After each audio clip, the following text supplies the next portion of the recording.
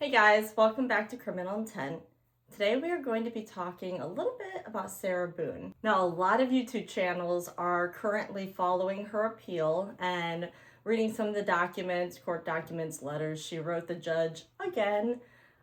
We will talk about that towards the end of the video because if you know me, I like to try to find things to tell you about that hasn't been being talked about. So if you haven't seen my video on Sarah Boone's brother, I'm going to link it below. You definitely should see it. He is in and out of prison a lot. And last time we talked about him, we had figured out that he was arrested for SA of a minor. And he actually was in prison for, I think, almost 4 years. Well, prison evidently didn't do anything for him because he got out and shortly after, he was arrested again. I will say he is much more cleaned up since the picture we saw of him in his other mugshot. He looked crazy, maybe even a little bit like Charles Manson. So the three charges are theft, fraud because he filed a false statement, and dealing with stolen property. As I was reviewing the documents, I could see that he bonded out almost immediately. As his case wrapped up, he had pled guilty and served 6 months in prison, which was the max amount of time that he could get after pleading guilty. For his prior offense, when you get that type of felony for a minor, you always have to register your address. You can't live too close to a school, and so on. And previously, when he was released after serving time, he didn't have a home, so he used his friend's apartment address as a way for people to contact him and also for the state to be able to locate him. But currently, there is no address on file for him. I've been considering reaching out to various people who may be in charge of that to let them know that there is no address because it's important for his victim to be able to know his location. Is he too close to her? Just safety, obviously. Now, if you watch the entire thing of Sarah's arrest all the way up to her trial, you will know that she had a million attorneys. And the judge eventually ended up saying, no, you have to represent yourself. And then cue James Owens, who came in and said he was doing it for free. He actually told the judge that if she ever did fall into money or have money, he would expect her to pay him back. Now, some people really like him and some people really don't like him. And I think I just sit at a neutral place when it comes to him. A lot of people feel like he was doing it for attention, to help his practice, and not out of the goodness of his heart to help Sarah. I think both can be true. So I look at it that either way, it's fine. But I've been keeping tabs on him after the trial ended, and it's very interesting. He had gone on court TV. He was putting himself out there to the media, and after the trial, he just went radio silent. But a month ago, I ended up emailing James Owens.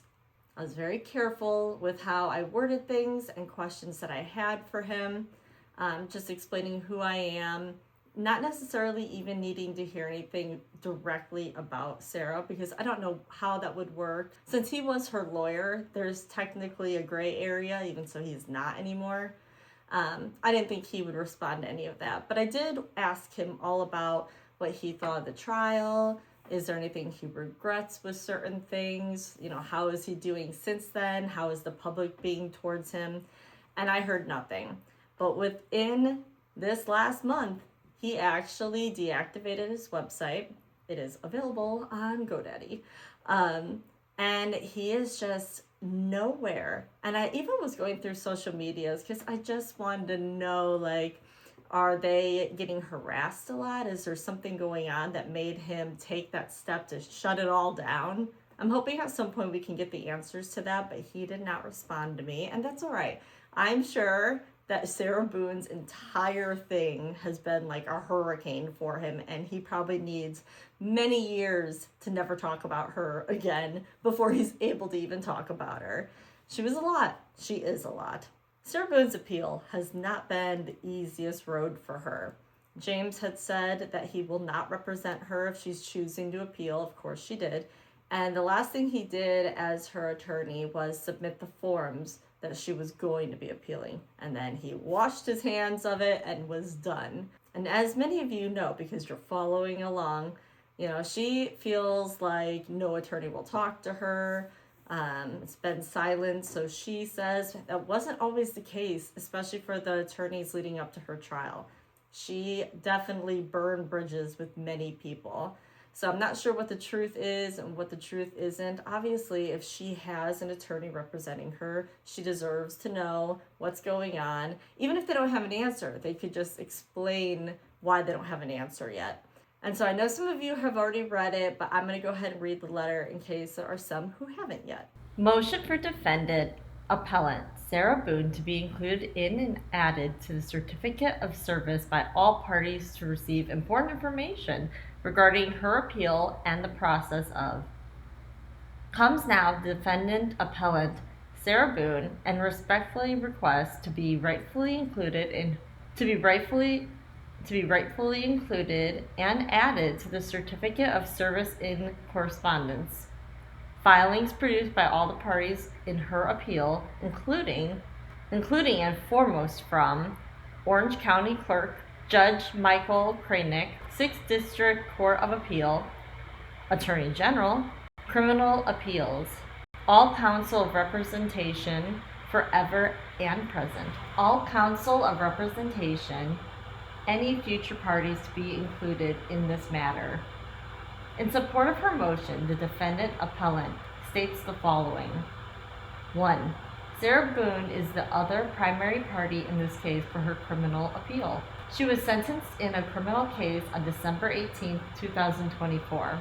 Due to her indigent status, the court appointed an appellant attorney to represent her during the appeal process, where she is still waiting to be understood whom her present attorney is, and the status of information provided by the Orange County Clerk of Court. Judge Kranick on the 6th DCA or any direct contact may be made by attorneys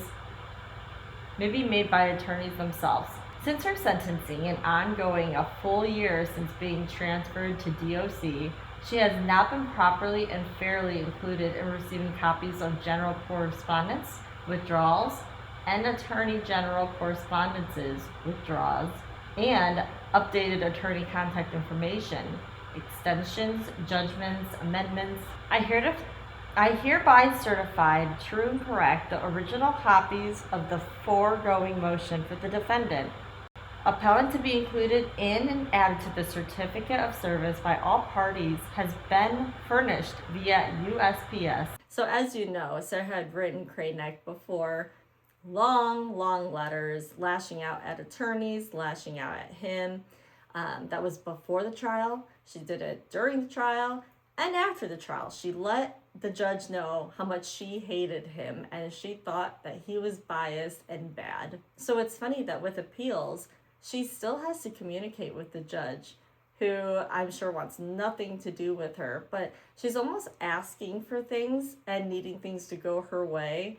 And after she totally trashed the judge completely, I'm sure he's not in a hurry every single day to give her whatever she wants or to even deal with her on some of these things.